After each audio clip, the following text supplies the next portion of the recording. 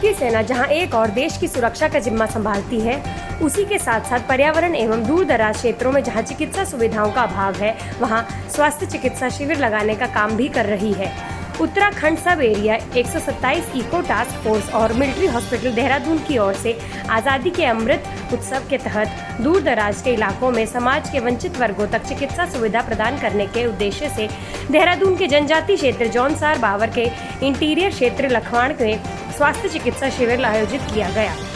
चिकित्सा शिविर का शुभारंभ ब्रिगेडियर A.B. दत्ता से में डेप्यूटी JCO सब एरिया कमांड देहरादून एवं श्रीमती वृंदा चौहान धर्मपत्नी स्वर्गीय कैप्टन सुल्तान सिंह चौहान निवासी लखवाड़ द्वारा संयुक्त रूप से किया गया।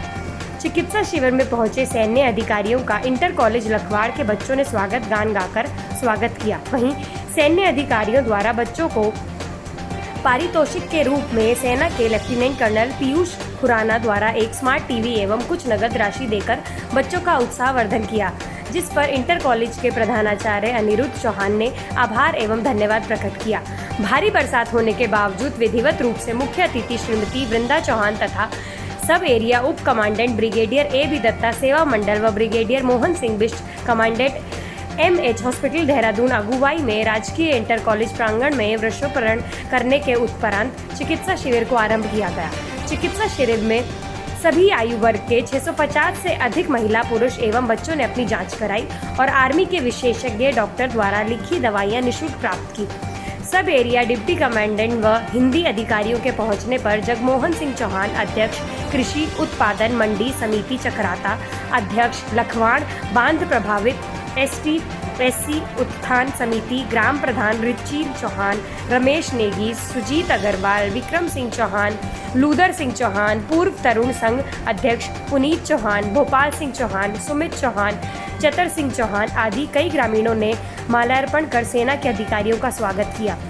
जगमोहन सिंह चौहान ने समस्त पैरामेडिकल स्टाफ और गढ़वाल राइफल्स के अधिकारियों का धन्यवाद किया और आशा व्यक्त की कि आने वाले समय में भी हमारी सेना के अधिकारी इस तरह से चिकित्सा शिविर इंटीरियर एरिया में लगाने पर विचार करेंगे तो समस्त जनजाति समाज के लोग आभारी रहेंगे। सेना के जितने भी यहाँ पर भी इको टास्क फोर्स वाले हैं, 2 दिन से ये लोग बिल्कुल दिन और रात में यहाँ पर काम करने में लगे हुए हैं और जितने भी ग्रामीण क्षेत्र के लोग हैं, इन लोगों के जो भी स्वास्थ्य संबंधी कोई दिक्कतें हैं, उन सभी स्वास्थ्य संबंधी चेकअप यहाँ रिलेटेड के डॉक्टर आए हैं, उन डॉक्टर्स के द्वारा इन लोगों को ये सारी सुविधाएँ दी जा रही है, चाहे वो दांत से संबंधित हो, आँख से संबंधित हो, आपका त्वचा रोग से संबंधित हो, सभी प्रकार के इन लोगों को सुविधाएँ मिलिट्री हॉस्पिटल के डॉक्टर्स के द्वारा दी जा रही है। बच्चों के द्वारा स्वागत गान भी गाया गया है और एक जो है स्टाफ की तरफ से आर्मी स्टाफ की तरफ से एक LCD भी दी गई है सर, तो किस प्रयोग में लाई जाएगी? ये हम लोगों के यहाँ पर बहुत दिक्कतें थी कि हमारे प्रधानमंत्री जी का जो मन की बात है, मन का कार्यक्रम होता था, उस कार्यक्रम के लिए हम लोगों के पास ये स्मार्ट टीवी हम लोगों के पास उपलब्ध नहीं था। हमारे मन में था कि जो हम लोगों का प्रोजेक्टर है और उस प्रोजेक्टर के माध्यम से या प्रधानमंत्री के जितने भी कार्यक्रम होते हैं, उन कार्यक्रमों में हम लोगों को गाँव से टीवी लाना पड़ता है, क्यों ना हम लोगों का ये इस प्रकार की स्कूल में ही व्यवस्था हो। तो सर के पास हमने इस प्रकार की बात को रखा था, सर ने हम लोगों को एक दिन में ही उसको उपलब्ध करा दिया है। तो ये हम लोगों का जो ये LCD इत्यादि हम लोगों को मिली है, बहुत से में बच्चे हमारे इससे बहुत सारे लाभान्वित होंगे। क्या कहना चाहेंगे जो स्टाफ यहाँ पर आर्मी का आया हुआ है, हॉस्पिटल का आया हुआ है, इनके लिए? आर्मी हॉस्पिटल के जितने भी यहाँ पर अधिकारी आए हैं, चाहे वो डॉक्टर आए हैं या चाहे यहाँ ये सिपाही हो, इन लोगों के द्वारा हम लोगों को ये सीख मिलती है कि हमें देश हित में किस प्रकार के कार्य करने चाहिए और बच्चों के लिए ये एक प्रकार की प्रेरणा इन लोगों से। ये एक्चुअली हमको काफ़ी पहले इसकी हमको एक वो दे दी गई थी कि 20 तारीख को आपने कैंप लगाना है और लखवाड़ हमने इसलिए सेलेक्ट किया क्योंकि जो 127 इको TA बटालियन के जो कमांडिंग ऑफिसर साहब हैं कर्नल रोहित, तो उनसे हमने पूछा था कि कोई हमको इंटीरियर में जाके दूर जाके जो है एक मेडिकल कैंप लगाना है जहाँ लोगों को इस कैंप का फ़ायदा मिल सके। तो उन्होंने ये लखवाड़ गांव का जो है एक नाम लिया और बोला काफ़ी दूर है, तो इसलिए हमारी जो टीम थी 16 तारीख को यहाँ रेकी करके गई है और उसके बाद फिर हमने यहाँ कैंप का ये एक वो बनाया, प्लान बनाया। और कल मौसम थोड़ा ख़राब था रात से, तो ऐसा लग रहा था कि ये कैंप थोड़ा सा हो नहीं पाएगा, बट अभी जैसे आप देख रहे हैं हल्की सी धूप भी आ गई है और जो आसपास के लोग हैं इन्होंने इसका पूरा फ़ायदा उठाया है। और हमारे भी काफ़ी स्पेशलिस्ट इसमें आए थे, जैसे आपका अगर आप देखें तो यहाँ पे मेडिकल स्पेशलिस्ट, चेस्ट फिजिशियन हैं, और हमारे ऑर्थोपेडिक हड्डी रोग वाले हैं, सर्जन हैं, आई है, ईएनटी है, चर्म रोग विशेषज्ञ हैं, नाक कान गले वाले हैं, डेंटल के वो हैं, डेंटल चेयर के साथ आए हुए, फील्ड डेंटल चेयर के साथ वो आए हुए हैं। ईसीजी की हमारे पास फैसिलिटी है, ईसीजी भी काफ़ी लोगों ने कराया है। लैब की फैसिलिटी है, तो ब्लड टेस्ट भी यूरिन टेस्ट वगैरह लोगों ने कराया है। और साथ साथ में जो हमारी एक माइनर ओटी है, माइनर ओटी मतलब किसी को कोई मतलब पट्टी वगैरह करानी है या कोई माइनर प्रोसीजर करना है तो वो भी यहाँ पे उसकी फैसिलिटी हमने दी है। इसके साथ साथ जो है वैक्सीनेशन जो है, जैसे आपको मालूम है कि कोविड अभी भी चल रहा है, उसकी महामारी अभी भी चल रही है, तो जिन लोगों ने या तो सेकेंड डोज लगाना है, बूस्टर डोज लगाना है, तो उसकी भी फैसिलिटी हमारे पास स्टेशन हेल्थ ऑर्गेनाइजेशन देहरादून द्वारा उसकी भी फैसिलिटी दी गई है। तो वो भी वैक्सीनेशन सेंटर हमने यहाँ पे खोला हुआ है। और लगभग अभी तक जो मेरे पास जो आंकड़े हैं वो करीबन 350 के आसपास हैं, हो सकता है थोड़े ऊपर नीचे हो, इतने लोगों ने यहाँ का अभी फ़ायदा उठाया है।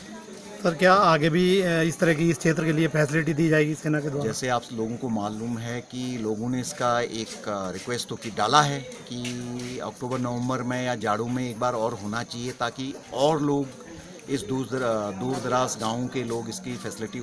ले सकें। तो कोशिश हमारी यही रहेगी कि एक बार फिर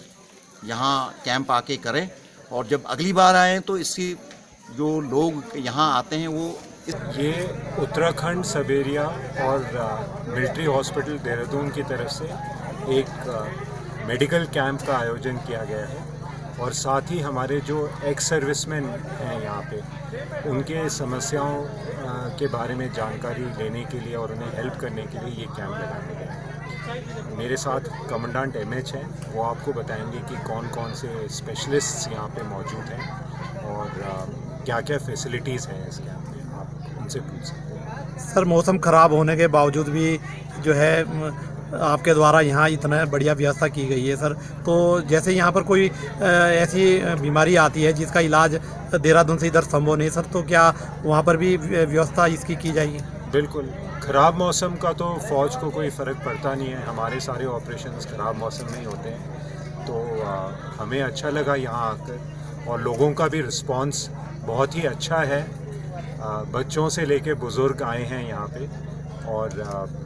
हम हमेशा यहाँ के लोगों के साथ हैं। बाकी अगर आप फैसिलिटीज़ के बारे में जानना चाहते हैं, स्पेशलाइजेशंस के बारे में जानना चाहते हैं, तो ब्रिगेडियर विश साहब आपको बताएंगे।